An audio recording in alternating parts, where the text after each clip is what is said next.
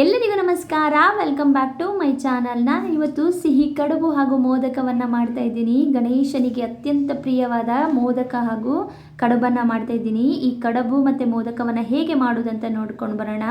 ನಾನಿಲ್ಲಿ ಒಂದು 1/4 ಕಪ್ಪಷ್ಟು ಹುರಿಗಡಲೆಯನ್ನು ತೊಗೊಂಡಿದ್ದೀನಿ, ಒಂದು 1/4 ಕಪ್ಪಷ್ಟು ಬೆಲ್ಲವನ್ನು ತಗೊಂಡಿದ್ದೀನಿ, ಹಾಗೆ ಬಿಳಿ ಎಳ್ಳನ್ನು ಒಂದು 2 ಸ್ಪೂನಷ್ಟು ತೊಗೊಂಡಿದ್ದೀನಿ, 1 ಸ್ಪೂನಷ್ಟು ಗಸಗಸೆಯನ್ನು ತಗೊಂಡಿದ್ದೀನಿ, 1 ಕಪ್ಪಷ್ಟು ಅಕ್ಕಿ ಹಿಟ್ಟು, ಅದೇ ಅಳತೆಯಲ್ಲಿ 1 ಕಪ್ಪಷ್ಟು ಕಾಯಿ ತುರಿ, ಹಾಗೆ ಸ್ವಲ್ಪ ಯಾಲಕ್ಕಿ ಪುಡಿಯನ್ನು ತಗೊಂಡಿದ್ದೀನಿ.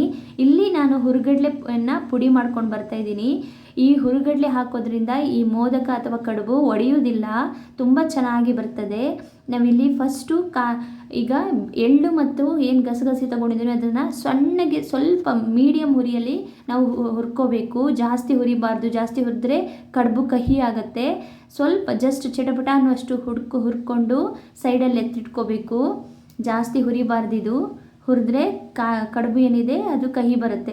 ಈಗ ನಾನು ಪುಡಿ ಬೆಲ್ಲವನ್ನು ತೊಗೊಂಡಿದ್ದೀನಿ, ಇದಕ್ಕೆ ಸ್ವಲ್ಪ ಕಾಯಿ ತುರಿಯನ್ನು ತೊಗೊಂಡು ಮಿಕ್ಸ್ ಮಾಡ್ತಾಯಿದ್ದೀನಿ. ಜಸ್ಟ್ ಮಿಕ್ಸ್ ಆದರೆ ಸಾಕು. ಪುಡಿ ಬೆಲ್ಲ ತೊಗೊಂಡ್ರೆ ತುಂಬ ಈಸಿಯಾಗಿ ಮಾಡ್ಕೋಬೋದು, ಇಲ್ಲ ಅಂದರೆ ಅದನ್ನು ಜಾಸ್ತಿ ಹೊತ್ತು ಏನು ಕುದಿಸೋಬೇಕಾದಂಥ ಏನೋ ಇದಿಲ್ಲ. ಇಲ್ಲಿ ನಾನು ಹುರಿಗಡಲೆ ಏನು ತೊಗೊಂಡಿದ್ದೀನಿ ಅದನ್ನು ಹಾಕ್ಕೋತಿದ್ದೀನಿ, ಮಿಕ್ಸ್ ಮಾಡ್ಕೋತಿದ್ದೀನಿ. ಇದು ಬೈಂಡಿಂಗ್ಗೆ ತುಂಬ ಚೆನ್ನಾಗಿರುತ್ತೆ. ನಾನು ಏನು ತೊಗೊಂಡಿದ್ದೀನಲ್ಲ ಆ ಪುಡಿ ಇದನ್ನು ತೊಗೊಳ್ತೀನಿ, ಗಸಗಸೆ ಹಾಗೂ ಬಿಳಿ ಎಳ್ಳನ್ನು ಅದಕ್ಕೆ ಹಾಕಿ ಮಿಕ್ಸ್ ಮಾಡ್ಕೊಂಡಿದ್ದೀನಿ. ನಾನು ಇಲ್ಲಿ ಅಕ್ಕಿ ಹಿಟ್ಟು ಹಾಕಲಿಕ್ಕೆ 2 ಕಪ್ಪಷ್ಟು ನೀರನ್ನು ಹಾಕಿ ಕುದಿಸ್ಕೊಂಡಿದ್ದೀನಿ. ಅದಕ್ಕೆ ಯಾಲಕ್ಕಿ ಪುಡಿಯನ್ನು ಹಾಕಿದ್ದೀನಿ. ಈಗ ಅಕ್ಕಿ ಹಿಟ್ಟನ್ನು ಹಾಕಿ ಫ್ಲೇಮನ್ನು ಆಫ್ ಮಾಡಿಬಿಡಬೇಕು. ಮತ್ತೆ ಫ್ಲೇಮ್ ಮಾಡಲಿಕ್ಕಿಲ್ಲ, ಅದು ಉರಿಸ್ಲಿಕ್ಕಿಲ್ಲ. ಅದೇ ಬಿಸಿ ನೀರಲ್ಲೇ ಅದು ಸ್ವಲ್ಪ ಹೊತ್ತು ಇಟ್ಟರೆ ಸಾಕಾಗಿ ಹೋಗುತ್ತೆ. ಅದು ಬೈಂಡ್ ಚೆನ್ನಾಗಿ ಆಮೇಲೆ ನಾದ್ಕೋಬೇಕಷ್ಟೇ ಅದು ಅಕ್ಕಿ ಹಿಟ್ಟನ್ನು. ಇಲ್ಲಿ ನಾನು ಏನು ತೊಗೊಂಡಿದ್ದೀನಿ ಕಾಯಿ ಬೆಲ್ಲವನ್ನು ಅದನ್ನು ಉಂಡೆಗಳನ್ನಾಗಿ ಮಾಡಿಕೊಂಡು ಇಟ್ಕೊಂಡಿರ್ತೀನಿ. ಆವಾಗ ನಮ್ಗೆ ಗೊತ್ತಾಗುತ್ತೆ ಎಷ್ಟು ಮಾಡ್ಕೋಬೋದು ಅಂತ. ನಾನಿಲ್ಲಿ ಅಕ್ಕಿ ಹಿಟ್ಟು ಸ್ವಲ್ಪ ತಣ್ಣದಿದೆ, ಅದಕ್ಕೆ ಸ್ವಲ್ಪ ತುಪ್ಪವನ್ನು ಹಾಕಿ ಚೆನ್ನಾಗಿ ನಾದ್ಕೋತೀನಿ. ಎಷ್ಟು ಚೆನ್ನಾಗಿ ನಾದ್ಕೋತೀವಿ ನಮ್ಮ ಏನು ಕಡುಬು ಮಾಡ್ತೀವಲ್ಲ ಅದು ಒಡೆಯುವುದಿಲ್ಲ. ಹಾಗೆ ತುಂಬ ನೀಟಾಗಿ ಕಲಿಸ್ಕೋಬೇಕು. ಈ ರೀತಿ ನಾವು ಉಂಡೆಗಳನ್ನಾಗಿ ಮಾಡಿಕೊಂಡು ಅದನ್ನು ಮುಚ್ಚಿಟ್ಕೊಂಡಿದ್ದೀನಿ, ಯಾಕಂದರೆ ಅದು ಮೇಲೆ ಗಟ್ಟಿ ಆಗಬಾರ್ದು ಅನ್ನೋ ಕಾರಣಕ್ಕೆ ಮುಚ್ಚಿಟ್ಕೊಂಡಿದ್ದೀನಿ. ನಾನಿಲ್ಲಿ ಯಾವುದೇ ಅಂದರೆ ಮೋದಕ ಮಾಡಲಿಕ್ಕೆ ಏನು ಮೋಲ್ಡ್ ಏನು ತಗೊಳ್ತಿಲ್ಲ, ಕೈಯಲ್ಲೇ ಮಾಡ್ಕೋತಾ ಇದ್ದೀನಿ.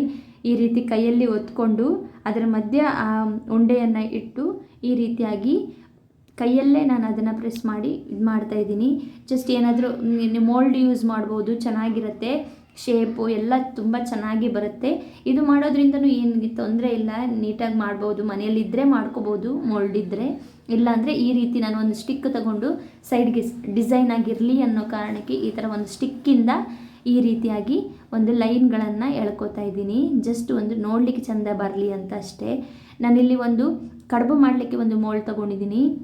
ಒಂದು ತಟ್ಟೆ ಇಟ್ಟು ಅದರ ಮೇಲೆ ಒಂದು ಪ್ಲಾಸ್ಟಿಕ್ ಕವರ್ ಇಟ್ಟು ಅದರ ಮೇಲೆ ಆ ಉಂಡೆಗಳನ್ನು ಇಟ್ಟು ಈ ಥರ ಪ್ಲಾಸ್ಟಿಕ್ಕಿಂದ ಮುಚ್ಚಿ ಯಾವುದಾದ್ರೂ ಭಾರವಾದ ವಸ್ತುವಿಂದ ಸ್ವಲ್ಪ ಪ್ರೆಸ್ ಮಾಡಿದರೆ ಸಾಕು. ನಾನಿಲ್ಲಿ ನೀರು ದೋಸೆ ಮಾಡುವಂತಹ ಒಂದು ಕವಲೆಯನ್ನು ತೊಗೊಂಡಿದ್ದೀನಿ. ಈ ಕವಲೆಯಿಂದ ಜಸ್ಟ್ ಪ್ರೆಸ್ ಮಾಡ್ತೀನಿ, ಯಾಕಂದರೆ ತುಂಬ ವೇಟ್ ಇರೋದ್ರಿಂದ ಜಸ್ಟ್ ಪ್ರೆಸ್ ಮಾಡಿದರೆ ಸಾಕಾಗ್ತದೆ. ಈ ರೀತಿಯಾಗಿ ರೌಂಡಾಗಿ ಸೇಮ್ ಶೇಪಲ್ಲಿ ಬರ್ತದೆ. ಅದನ್ನು ನಾನು ಆ ಮೋಲ್ಡ್ ಮೇಲೆ ಇಟ್ಟು ಈ ರೀತಿ ಮೋಲ್ಡ್ ಮೇಲೆ ಇಟ್ಟು ನಾನೇನು ಮಾಡ್ಕೊಂಡಿದ್ದೀನಿ ಕಾಯಿ ತುರಿಯ ಉಂಡೆಗಳನ್ನು, ಅದನ್ನು ಕಾಯಿ ಮತ್ತು ಬೆಲ್ಲ ಹಾಕಿರೋದು ಅದನ್ನು ಅದರ ಮಧ್ಯದಲ್ಲಿ ಇಡ್ತಾ ಇದ್ದೀನಿ. ಈ ರೀತಿಯಾಗಿ ಇಟ್ಕೋಬೇಕು. ಈ ಕಡುಬುಗಳು ತುಂಬ ರುಚಿಯಾಗಿರುತ್ತೆ. ಗಣೇಶನಿಗೆ ಅತ್ಯಂತ ಪ್ರಿಯವಾದದ್ದು ಇದು. ಇದನ್ನು ಗಣೇಶ ಹಬ್ಬದ ದಿನ ಮಾಡಿ ದೇವರಿಗೆ ನೈವೇದ್ಯವಾಗಿ ಇಟ್ಟರೆ ತುಂಬ ಚೆನ್ನಾಗಿರುತ್ತೆ. ನಾನಿಲ್ಲಿ ಈ ರೀತಿ ಮಾಡಿಕೊಂಡು ತಕ್ಕೋತಾ ಇದ್ದೀನಿ. ನೀವು ನೋಡ್ತಿರ್ಬೋದು ಎಷ್ಟು ಚೆನ್ನಾಗಿ ಶೇಪ್ ಆಗಿ ಬಂದಿದೆ, ಅದರ ಡಿಸೈನ್ಸ್ ಎಷ್ಟು ಚೆನ್ನಾಗಿ ಬಂದಿದೆ ಅಂತ. ನಾನು ಈ ರೀತಿ ಪ್ರತಿಯೊಂದು ಕಡುಬನ್ನು ಈ ರೀತಿಯಾಗಿ ಮಾಡಿಕೊಂಡು ಸ್ಟೀಮರಲ್ಲಿ ಬೇಯಿಸ್ತಾ ಇದ್ದೀನಿ. ನಾನಿಲ್ಲಿ ಇಡ್ಲಿ ಸ್ಟೀಮರಲ್ಲೇ ಬೇಯಿಸ್ಕೊಂಡೆ. ತುಂಬ ಚೆನ್ನಾಗಿ ಬಂದಿದೆ. ಅದು ತುಂಬ ಒಂದು 20 ರಿಂದ 25 ನಿಮಿಷಗಳ ಕಾಲ ಬೆಂದರೆ ಸಾಕಾಗ್ತದೆ. ಅದು ಆರಾಮಾಗಿ ಬೆಂದ್ಕೊಳ್ಳುತ್ತೆ, ತುಂಬ ನೀಟಾಗಿ ಬೇಯುತ್ತೆ. ನೋಡ್ತಿರ್ಬೋದು ನೀವು, ನಾನು ಸ್ಟೀಮರಲ್ಲೇ ಬೇಯಿಸ್ಕೊಂಡಿರೋದ್ರಿಂದ ಈ ರೀತಿಯಾಗಿ ಬಂದಿದೆ. ನಾನು ಮಾಡಿರುವಂತಹ ಈ ಕಡುಬಿನ ರೆಸಿಪಿ ನಿಮಗೆ ಇಷ್ಟ ಆದರೆ ಒಂದು ಸಾರಿ ಮನೆಯಲ್ಲಿ ಟ್ರೈ ಮಾಡಿ ನೋಡಿ. ದೇವರಿಗೆ ನೈವೇದ್ಯವಾಗಿ ಇಟ್ಟು ದೇವರ ಪ್ರೀತಿಗೆ ಪಾತ್ರರಾಗಿ. Thank you so much. Thanks for watching.